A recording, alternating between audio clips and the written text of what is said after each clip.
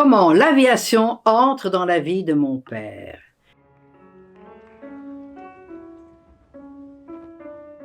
C'est grâce à ses lectures d'adolescent quand mon père découvre l'auteur Saint-Exupéry qui est également pilote.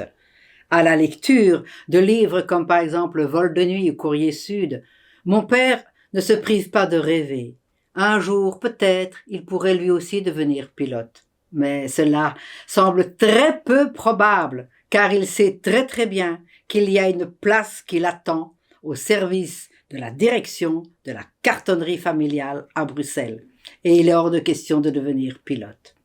Et voilà que cependant, durant une tournée d'été en 1964, le 29 août exactement, mon père chante à Biarritz.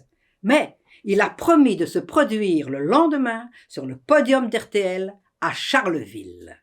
La distance est longue entre les deux villes et il est décidé de louer 2 petits avions de tourisme pour transporter Jacques et ses musiciens et leurs instruments vers la ville natale de Rimbaud.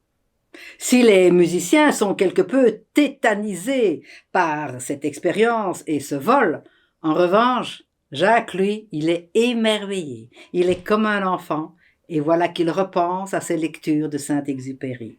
Il confie sa joie au pilote, et dès le lendemain matin, avant le retour de l'après-midi vers Biarritz, où mon père se produit dans la soirée, le pilote organise gentiment un vol pour Jacques, qui est fou de bonheur.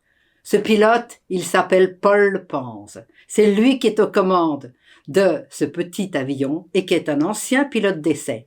Et il lui propose très gentiment de devenir son instructeur. Il le sera jusqu'en 1970 et une très belle amitié liera les deux hommes. Je voudrais un joli avion pour voir le bon Dieu, un bel avion souple et léger qui m'emmènerait haut dans les cieux.